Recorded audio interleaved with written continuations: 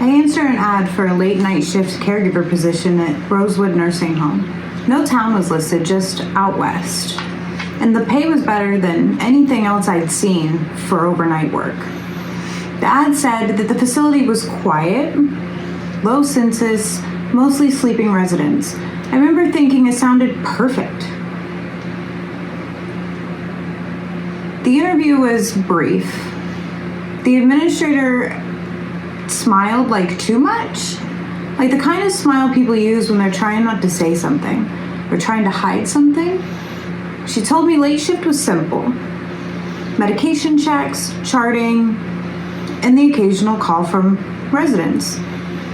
Then she said, "We do have rules," and that should have been my first warning. On my first night, they handed me a typed list. Not a policy packet, and not like an employee handbook. It was just a single sheet of paper.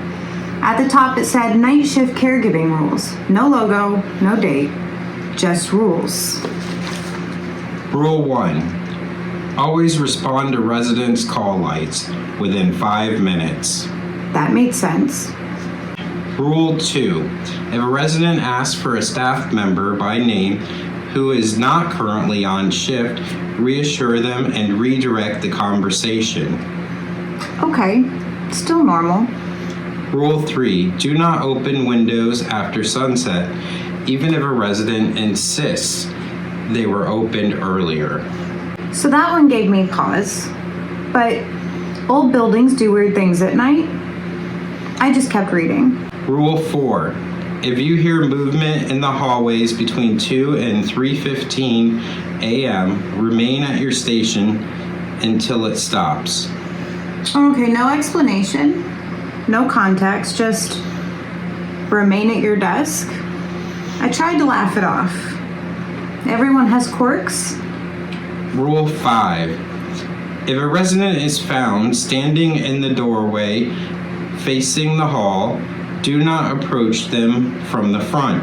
Speak to them from the side and guide them back to bed. So that one bothered me. Not because it was strange, but because it felt practiced. I asked another nurse about the rules during break. She didn't look at the paper, she just said, "Don't break the rules." Then she changed the subject. That's when I noticed the far hallway. It wasn't on my map. A long corridor at the west end of the building. It was sealed off by a locked door and it was marked staff only. I asked what was down there, and someone said storage and someone else said renovations, but no one really wanted to talk about it. Somehow, I didn't notice Rule 6 at first. Maybe because it was typed in a slightly different font, like it had been, added later. Rule 6. If you find yourself in a part of the building that is not on your assigned floor, do not retrace your footsteps. Do not use your radio. Do not call out. Proceed forward until you reach a door with no signage. Wait there. I read that 3 times. My stomach dropped. Rules like that don't just exist, just in case. Later that night, a call light went off. The room number didn't match any of the residents that I had on my chart. I assumed it was a system glitch. It happens. But I followed the sound anyway.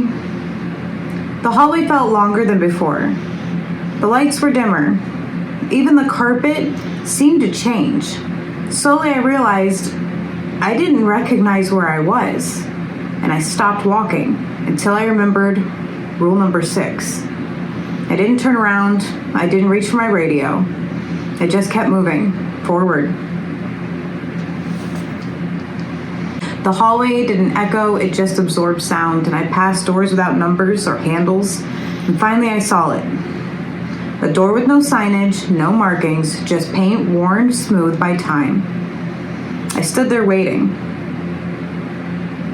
That's when I understood why the wing was closed, why the rules were old, and why no one ever said what happened on night shift all those years ago. The rules weren't policies. They were survival instructions, passed down, copied, and rewritten. My thoughts were interrupted when something moved behind me, slow, close, and then the lights went out.